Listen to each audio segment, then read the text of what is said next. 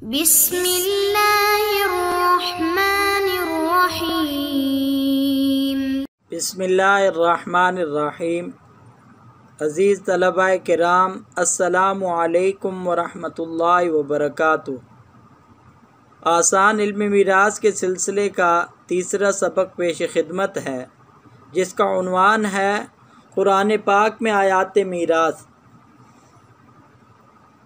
आप सबको इस बात का बखूबी अंदाज़ा है कि शरीयत के तमाम अहकामात की बुनियाद चार चीज़ें हैं: कुरान पाक, सुन्नत रसूल, इजमा और क़ियास। अल्लाह रब्बुल इज़्ज़त ने कुरान पाक के अंदर इल्म मीरास को इंतहाई तफसील से बयान किया है और इसकी जुज़ियात मुकम्मल तफसील के साथ बयान कर दी हैं। तो इसलिए हम चाहते हैं कि जो तालिब इल्म मीरास हासिल करना चाहे तो सबसे पहले कुरान पाक में इन आयात मीरास को याद करे। और हज़रत रबिया एक बड़े आलिम हैं, वो कहते हैं कि जब इल्म मीरास बग़ैर कुरान के इल्म के सीखा जाए तो वो जल्दी भूल जाता है। तो इसलिए आयात मीरास तर्जुमे के साथ आपकी खिदमत में हम पेश करते हैं, तो इनको अच्छे तरीके से हर तालिब इल्म याद कर ले। सूरतुन्निसा आयत नंबर 7।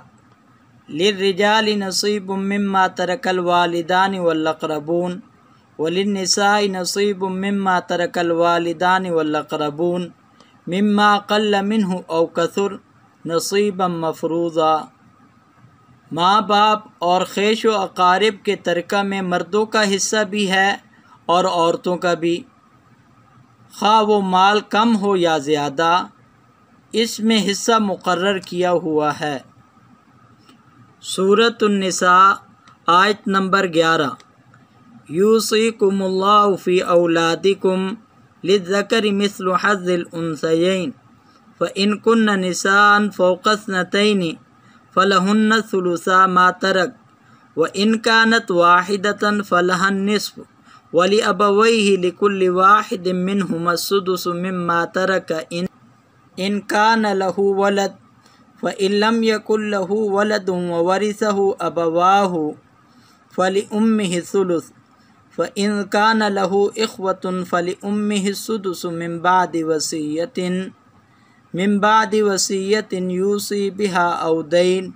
आबाउकुम व अबनाउकुम ला तदरून अय्युहुम अक़रबु लकुम नफ़अ फ़रीज़तम मिनल्लाह इन्नल्लाह कान अलीमन हकीमा। अल्लाह ताला तुम्हें तुम्हारी औलादों के बारे में हुक्म करता है कि एक लड़के का हिस्सा 2 लड़कियों के बराबर है, और अगर सिर्फ लड़कियां ही हों और 2 से ज़्यादा हों तो उन्हें माल मतरूका का 2/3 मिलेगा, और अगर एक ही लड़की हो तो उसके लिए आधा है, और मैयत के माँ बाप में से हर एक के लिए उसके छोड़े हुए माल का 6ठा हिस्सा है अगर इस मैयत की औलाद हो, और अगर औलाद न हो और माँ बाप वारिस होते हों तो उसकी माँ के लिए 3रा हिस्सा है। हाँ, अगर मैयत के कई भाई हों तो फिर उसकी माँ का 6ठा हिस्सा है। ये हिस्से उस वसीयत की तकमील के बाद हैं जो मरने वाला कर गया हो या अदाए कर्ज़ के बाद। तुम्हारे बाप हों या तुम्हारे बेटे, तुम्हें नहीं मालूम कि उनमें से कौन तुम्हें नफ़ा पहुँचाने में ज़्यादा करीब है। ये हिस्से अल्लाह ताला की तरफ से मुक़र्रर करदा हैं। बेशक अल्लाह ताला पूरे इल्म और कामिल हिकमतों वाला है। सूरतुन्निसा आयत नंबर 12। वलकुम निस्फ़ु मा तरक अज़वाजुकुम इल्लम यकुल लहुन्न वलद फ़इन कान लहुन्न वलदुन फ़लकुमुर रुबउ मिम्मा तरकना मिन बादि वसियतिन यूसीन बिहा औ दैन वलहुन्न रुबउ मिम्मा तरकतुम इल्लम यकुल लकुम वलद फ़इन कान लकुम वलदुन फ़लहुन्न सुमुनु मिम्मा तरकतुम मिन बादि वसियतिन तूसून बिहा औ दैन व इनकान रजुलुन यूरसु कलालतन अव इम्राअतुन वलहु अखुन अव उख्तुन फलिकुल्लि वाहिदिम मिनहुम अस्सुदुस फ़इन कानू अक्सर मिन ज़ालिका फ़हुम शुरकाउ फ़िस्सुलुस मिन बादि वसियतिन यूसा बिहा औ दैन गैर मुज़ारिम वसियतम मिनल्लाह वल्लाहु अलीमुन हलीम। तुम्हारी बीवियाँ जो कुछ छोड़ मरें और उनकी औलाद न हो तो आधों आध तुम्हारा है, और अगर उनकी औलाद हो तो उनके छोड़े हुए माल में से तुम्हारे लिए चौथाई हिस्सा है, इस वसीयत की अदायगी के बाद जो वो कर गई हों या कर्ज़ के बाद। और जो तरका तुम छोड़ जाओ उसमें उनके लिए चौथाई है अगर तुम्हारी औलाद न हो, और अगर तुम्हारी औलाद हो तो फिर उन्हें तुम्हारे तरका का 8वां हिस्सा मिलेगा उस वसीयत के बाद जो तुम कर गए हो और कर्ज़ की अदायगी के बाद।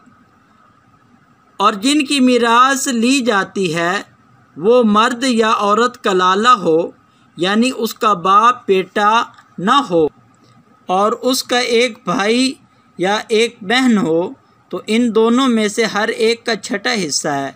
और अगर इससे ज़्यादा हों तो 1/3 में सब शरीक हैं उस वसीयत के बाद जो की जाए और कर्ज़ के बाद, जबकि औरों का नुकसान न किया गया हो। ये मुकर्रर किया हुआ अल्लाह ताला की तरफ से है और अल्लाह ताला दाना है, बुर्दबार है। सूरतुन निसा आयत नंबर 13।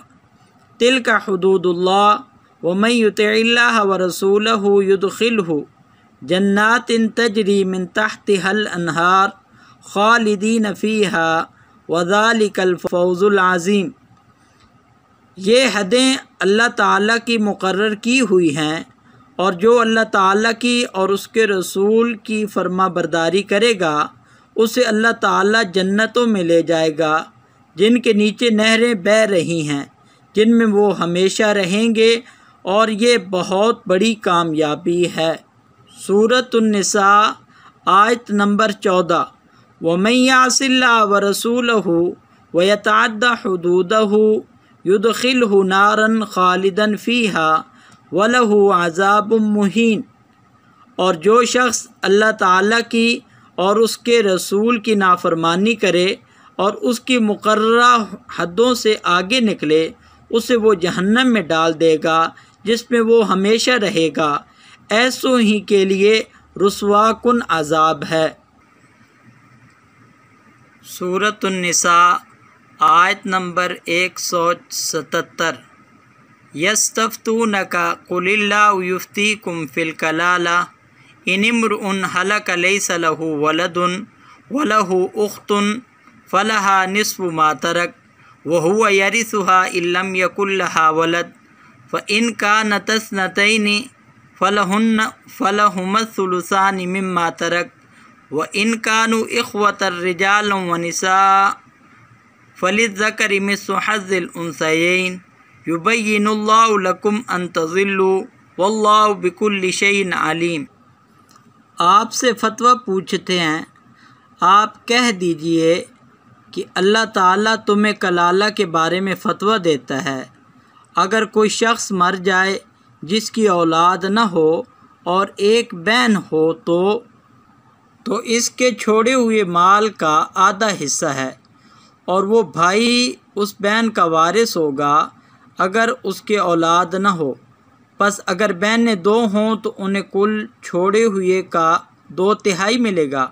और अगर कई शख्स इस नाते के हैं, मर्द भी और औरतें भी, तो मर्द के लिए हिस्सा है मिसल 2 औरतों के।